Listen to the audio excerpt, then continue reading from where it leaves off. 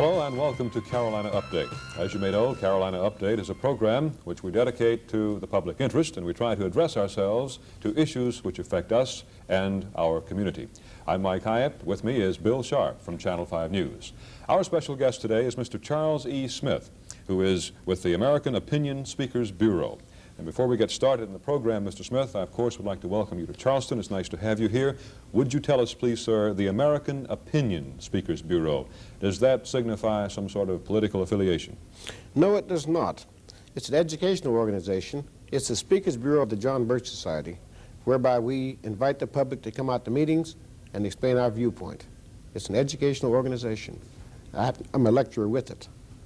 Oh, I see. So you actually go around the country espousing the John Birch theories about whatever.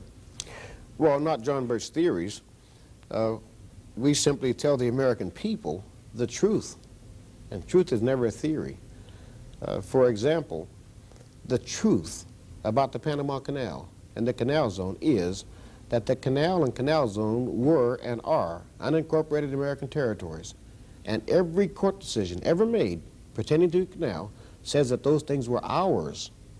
When Jimmy Carter gets on the air and says we never owned the canal, we're just leasing the space, etc., Jimmy Carter was telling a lie to the American people. Just because Carter and his associates are high officials is no reason that we should sit back and say he's the president, he must be right. I had copies of all the court decisions. Carter was lying. So it's not a theory I'm espousing. I simply tell the truth, that Carter was involved in treason. Well, now, the truth, as you see it, Mr. Smith, I'm not sure that any of us here are capable of knowing exactly what the truth is objectively, are we? I mean, I can say what I perceive to be the truth is the truth, and you can say, well, Bill, I don't quite see it that way. This is the way I perceive the truth. Can you definitively sit here and tell me that so-and-so is the truth without saying, as I see it? I certainly can do that, and the reason I can do it is that with respect to the Panama Canal that I referred to, which brought this question up, Jimmy Carter said that Supreme Court decisions would back him up on his assertion that the Panama Canal was not owned by the United States. Mm-hmm. I've got every canal decision, or I had them, I used to have them in a briefcase, and every decision made by the court said it was our canal and our territory. Now that is the truth. It's not a theory. That is objective reality. Isn't that sort of a moot point at this time, though? I mean, the No. canal has virtually been given now to the Panamanians, has it not? No, it hasn't been given. Carter and his associates signed a treaty, but the implementation of the treaty is left up to the House. The treaty requires some billions of dollars that we should pay this Marxist agitator down there, Torrijos, to take the canal from us. Mm-hmm. If the House won't put in the money, the treaty is dead. It's not a dead issue at all. If we get our congressmen to vote to cut off the money, Carter's giveaway program will not take place. What do you think about big government in general? What do you think about government in general? Well, I think government is a necessary evil. I think about government the way George Washington did. He said government is not eloquence, it is not reason, it is force. And like fire, it's a dangerous servant and a fearful master. And right now, government has ceased to be the servant of the people, it is becoming the master of the people. And the bigger the government, the more dangerous, the more fearful the master. Mr. Smith, if you will allow me a little license here to expand, and I can't do this except come right out and say this, and if you'll bear with me, I will go ahead and say it. Government benefits a large number of black people, particularly in the South. And here you sit across from this table and you're against government. How do you manage to do that when you yourself are black? Well, I'm a taxpayer. I don't see myself as being a so-called black. I've never done anything on the basis of race. I work for a living. I earn some money. It's mine. I'm entitled to keep it. And you're entitled to the same thing. Now, all these so-called government programs are what they call income transfer programs. You understand that language? I understand the language, but what I fail to understand is how you, whether you're black, white, green, blue, or brown, can say, these poor people, that's tough, but I make my money and I'm going to keep it. I mean, is there not compassion within the John Birch Society? There's compassion within individuals, within all individuals, but I'm paying so much taxes that my compassion has run out. You can tax a person out of his compassion. But the income transfer deal means that I earn the income and the government transfers it to someone else. Look, if a guy caught you in an alley and stuck a gun in your back and took your money, that'd be called robbery. If he hires somebody to take your money and give it to him, it's still robbery, but the government calls it welfare. And I simply am against the government, the federal government, stealing my tax money, which I've worked for, stealing my money and getting it to somebody else. Now, I'm not against helping somebody. If you want to put in welfare at the local level, you can do it. Or at the state level, you can do it. But the federal government is not supposed to be involved. Now, let me just say this, that as far as I'm concerned, if you're going to have welfare at the local level, the purpose of welfare should be to get a person back on his or her feet. So if you see a man lying on the ground, your job is to help that man to his feet. Get him a bath, a shower, a meal, or whatever he has to have so that he can become productive again. What the liberals are doing is they see a guy lying in the gutter, and they rush up to him with a waterbed, some pillows, some blankets, a television set, and meals in bed to make him comfortable where he is. And the net result of that is they are producing a great group of people who have no desire to work and who are being taught that somehow they're entitled to a living. They're entitled to food stamps, etc. Well, that's not welfare. That is the domestication of the individuals. It turns people into herd animals, and that hurts Americans. That hurts all Americans. And since you mentioned about this black business, you can see the disastrous results in the Negro community. It brings about disaster. You produce people with no desire to work after 10 years of this business. Well, since I don't like to refer to it as black business, but I refer to that because it is a problem that exists, particularly in the South, and I'm sure in the ghettos of the North. But here in the South, we have a large poor, in quotes, if you will, a large poor population that is black. We also have some poor white people. This is a poor section of the country in comparison with some of the more affluent areas. I believe you live in California, which Santa is Barbara. Santa Barbara, which is a very nice place, with Yes, the it highway sure and all is. that. But what happens to some person who has 4 or 5 fatherless children? She obviously cannot take care of the children. She obviously does not have any income. If she were to go to work, she would not make enough money because of her educational limitations to provide adequate basic health care needs for these illegitimate or at least fatherless children.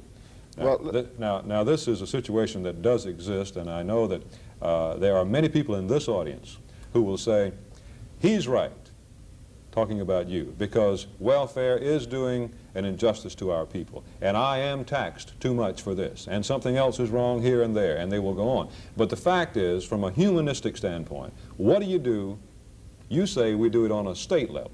Well, if the state level is not enough, if it's not sufficient enough, then you can't just give a 3-year-old kid who's barefoot in a shower and a meeting. Wait. All right, see, look. First of all children have fathers. All of them. They're not all in the home. Well, all children have fathers. Now, what I would do, if I had to adopt a program to reduce the number of people on welfare, this is really what we're talking about. You can't keep putting more people on welfare and taxing me more for that sort of thing. If I had to put in a program to reduce welfare, what I would say essentially to these women, white or black, doesn't matter to me, I would say, all right, we'll let you make one mistake. Now, a teenage girl goes out and gets pregnant and has a baby. All right, I would say, if necessary, we'll support that child for, let's say, 5 years. And we'll give you training. She can train for what she wants, the mother. And she has to go out and get a job and support that child. Now, I see no reason why we should let a woman have one child, put her on welfare, and then she gets a second child, and then a third child, and then a fourth child, and then a fifth child. No, I'd cut that nonsense out. You see, my patience runs out when somebody repeats the same mistake again and again and again. I just feel it's not a mistake at all. It's deliberate. So I'm in favor of helping somebody, but that person had better be willing to help themselves. And if the person knows they get pregnant a second time, and I'm going to give them more money, what is the incentive to not get pregnant again? If you want to have children, go out and get married, find a husband, and go on and have your children and raise a family. That's the proper way to do it. That's the moral way to do it. Now, as far as helping people, that's charity. If we vote a tax on ourselves at the local levels to help people, that is because we are charitable. If we vote in the state tax, it's because we're charitable. Now, no one can force us to do it. If I don't want to help somebody, that's my business. I may want to help someone, but that too is my decision to make. We'll vote on it. We'll do what we want to do. But when these characters in Washington, D.C. are telling us that we must help somebody, and they're forcing us to do it at the point of a gun through this taxation system, that's just highway robbery. And by doing that sort of thing, the government is able to get the poor people and the people receiving these benefits to outvote those who pay the taxes. And pretty soon a tax issue comes up, and some liberal runs for office and promises, I'm going to give you more. And I say, hey, wait a minute, you're taking more of my tax money. Then when we vote, for every person you have working, you got 2 or 3 welfare people voting, and the liberal gets back in office. So I'm saying that by the government stealing my money, giving it to people, they are buying votes and perpetuating the power of liberals in government. And we've got to break that sort of cycle. Okay, we'll break the cycle right here, take a break for 90 seconds, and we'll be right back with Mr. Charles E. Smith.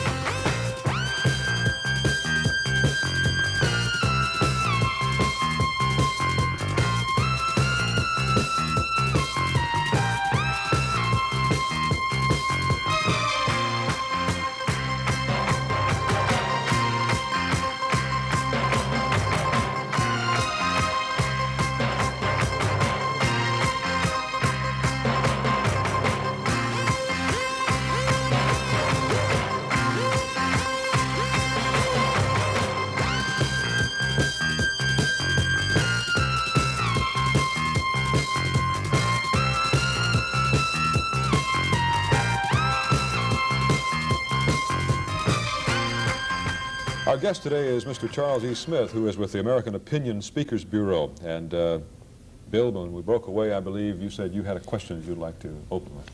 Mr. Smith, it's interesting to hear your views. I haven't heard views of this nature expressed in a while, and it's good to get this side of the coin expressed. Why do you refer to blacks as Negroes? Because I believe in tradition. About 15, 20 years ago, I was mixed up with them communists in the Fair Play for Cuba Committee. Well, now, so was Lee Harvey Oswald, if I'm not mistaken. Oswald was in Russia at the time training for something. But he was also, wasn't he, down in, where was he, down in New Orleans? He came back, went to New Orleans and that sort of business, but he wasn't in the thing while I was in there. He was in Russia. But that was the same organization. Same organization, supporting Fidel Castro. And what happened was, and I forgot your question, we have to track here. The question was, why do you refer to blacks in 1979 as Negroes? Okay, I'll tell you why that is.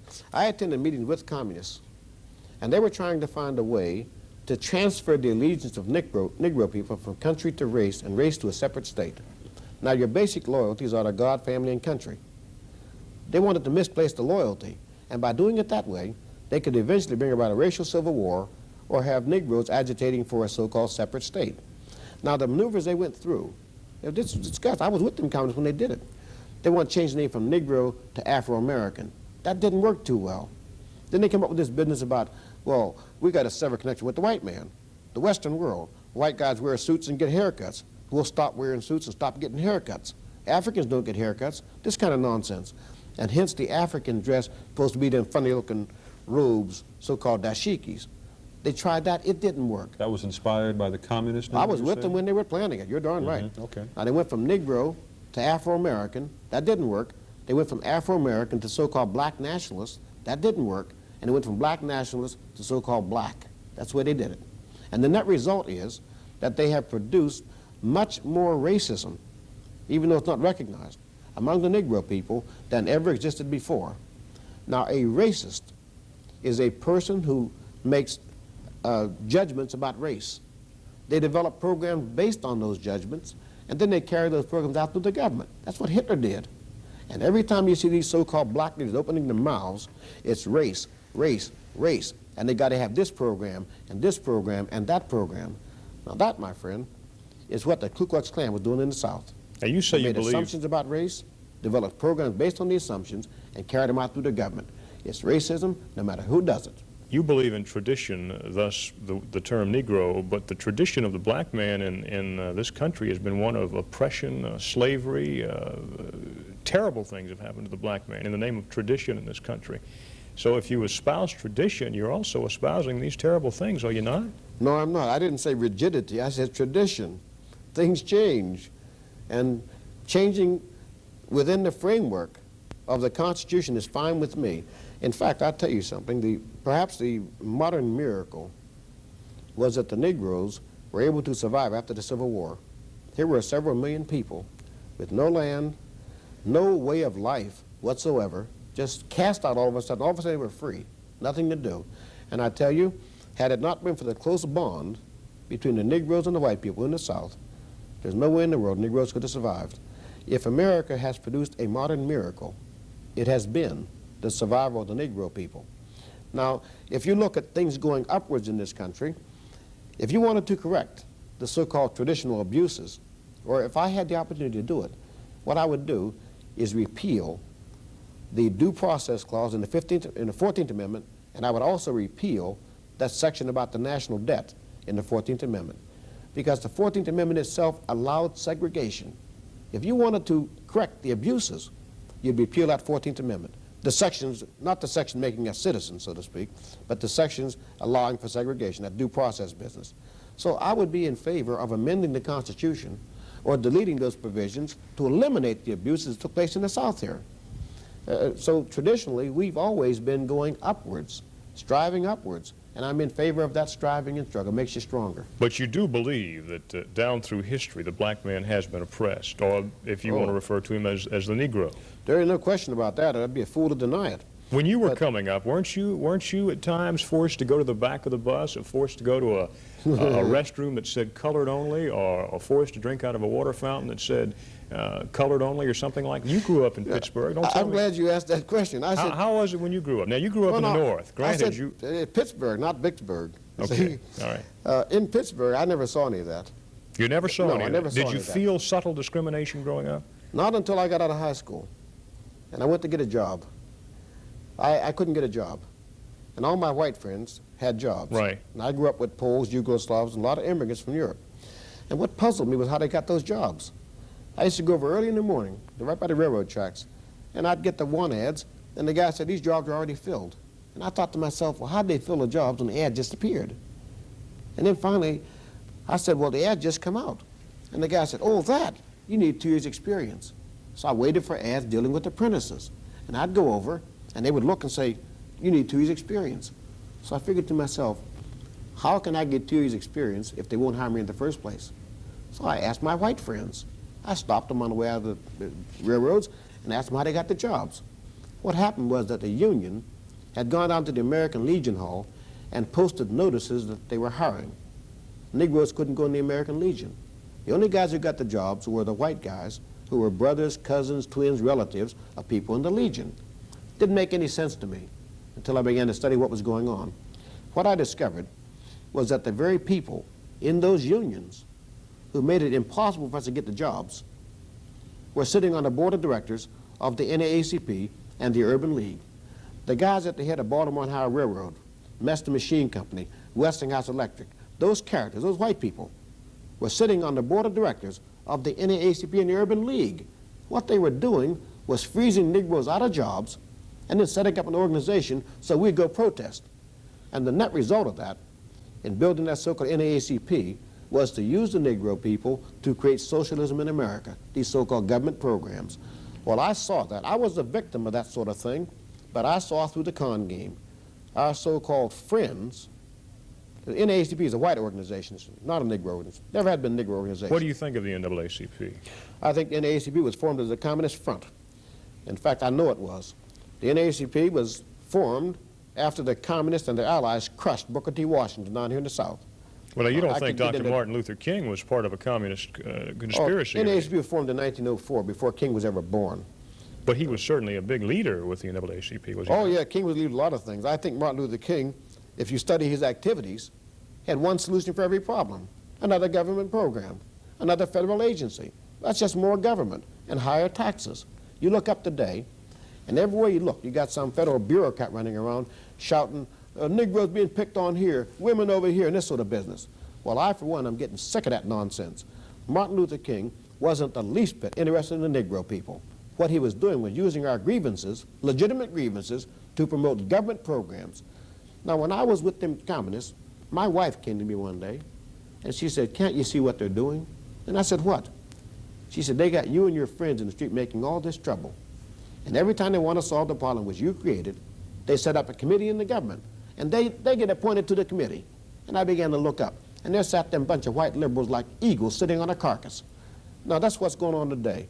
They sit up there in Washington, Joe Califano in that crowd, claim to be administering everything, claim to love the people, and they're sitting up there sucking up our tax money and oppressing all the American people.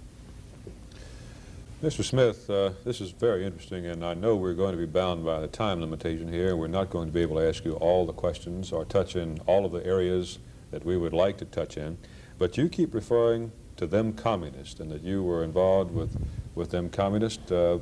How is it that you came to be involved with them fellas, and why did you do what you did, and what caused you to have them fall in disfavor with your very piercing intellect? You might say I got recruited by the New York Times. I didn't know Castro was a communist. I was reading all the right books, all the right material, made available in the newsstands: Harper's, Atlantic Monthly, Time, Newsweek, U.S. News and World Report, New York Times, this sort of business. And they all said Castro wasn't a communist. I listened to them white liberals in Washington, D.C., the Eleanor Roosevelt, Walter Reuther in that crowd. They all said Castro wasn't a communist. How was I supposed to know? I joined this organization thinking it was a good organization, Right. and found out the thing was completely controlled and dominated by communists. I had simply been lied to. Do you, by implication, mean that the New York Times and Harper's and the other magazines are also perhaps communist? Well, I think the record shows from the promotion of Mao Zedong as an agrarian reformer in China, right down to the promotion this year of this Khomeini as some kind of religious person in Iran, the record shows that those magazines and newspapers I've named have lent their editorial columns and their policies to support communism and communists consistently all the time. And that I can prove. Do you remember when you were growing up, Senator McCarthy? I remember Senator McCarthy. I remember McCarthy very well. I also remember the Army McCarthy hearings. I've also read Joe McCarthy's books. And I think McCarthy was right in what he was doing. I liked what he was doing, and I liked his methods. And I don't like what happened to McCarthy. And I don't like the American people being consistently lied to, as McCarthy is called some kind of bad man. McCarthy was right. And you look up today, and here you see our president giving away the Panama Canal. Our president taxing us to build truck factories for the communists in Russia. Our president taking our goods and giving it to the communist Chinese. Our president going to welcome Fidel Castro here. Our president is conducting policies now that are openly pro-communist. And they're spending, Jimmy Carter and his buddies are spending all their time building up the communist governments and tearing down everybody else. Tearing down Rhodesia, tearing down South Africa, tearing down Chile, tearing down anybody that's not communist, and steadily building up communism. Now, I say that could not have happened by accident, and Joe McCarthy was right. The men in our State Department who adopted those policies, some of them have died, but most of them are still there. The up-and-coming liberals at the time, the Dean Rusk and the Walt Rostos, the Kissingers in that crowd, they have simply replaced the Atchisons and the Marshalls. The treason is rampant in Washington, D.C. I happen to be in favor of what Joe McCarthy was doing. I think McCarthy made one big mistake. He didn't have an organization. Consequently, in order to stop McCarthy, all I had to do was get him censured, drum him out of the public eye. They could crucify McCarthy. But it's very difficult to kill an organization. That's why I'm a member of the John Birch Society. We don't intend to give up on this thing. We intend to stop these communists. You were talking with Mike before the program started today, Mr. Smith, about the right to bear arms. Tell us how you feel about that. Very briefly, my friend, the reason we have to have firearms is to protect ourselves against crime and criminals. And it doesn't matter where the criminal appears, whether he comes as an individual, whether he appears in a group, whether he appears in the government. The intent of the Founding Fathers was that we should have firearms. We should have the means always to protect our lives and our property, especially against government. In fact, the Founding Fathers began shooting on the day King George came to disarm the American people. Your history tells you that. Paul Revere's ride. The British Army sneaking out of Boston. They were coming to confiscate the firearms. That's what that was about. Fortunately for us, the Founding Fathers weren't liberals. They got up and got their guns. And when the British got to Concord Bridge, you recall, the fight broke out. The shot heard round the world was fired. And that's why we're free. And I suggest to you, if King George III had succeeded in disarming the American people, there wouldn't be a United States. It'd be one of them colonies like Australia or something other. And I say likewise, that if this administration succeeds in confiscating our firearms, we will have nothing to protect us from the government. That is the condition of slaves around the world. The Chinese people got no protection from Deng and then murders over in China. The Cubans got no protection from Castro. The Germans had no protection from Adolf Hitler. And the Christians in Rome had no protection from the Caesars. How do you feel about Taiwan? I think Taiwan is being handed over to the communists. I think the policy adopted by our government, which let Red China, which let the communists take China, is also being applied to Taiwan. And I'll state that policy. It was stated by Owen Latimer in a little magazine called The Compass, Sunday Compass. I was too much to explain to you. But what he did, what Latimer said, in explaining the policy toward China, he said the thing to do, the problem, was how to allow China to fall, that is to fall to the communists, without making it seem as if we pushed them. The thing to do, therefore, is to let South Korea fall without making it look as though we pushed them. And what our government's doing right now is they're going to let Taiwan fall without letting it look as though we pushed them. So you're going to have Carter and his buddies, the Howard Bakers and the Robert Byrds, making all kind of noises about supporting Taiwan publicly and privately stabbing it in the back. That's very interesting, and we're just about out of time. Wish we had some more time. Is there anything that you can surmise in summary, about 60 seconds I see we have? What would you do to ease the situation that you're so upset with right now? Is there something that you can describe for us in about a minute? If I could do something, adopt an attitude, I would force our government to discontinue foreign aid in all of its forms. Within 6 months' time, all the communist governments around the world would collapse, all of them, because they cannot exist without continuous American aid under all different disguises. Internally in this country, what I would do is force them congressmen to balance the budget. If you balance the budget, you'll end inflation. We Okay. can solve our problems. Interesting concept. Next time you come to town, give us a jingle on the phone. We'd like to hear some more of this, Mr. Smith. Great. Thank you, and thank you, Bill. Right, Mike? And thank you for watching. Join us again next week for Carolina Update.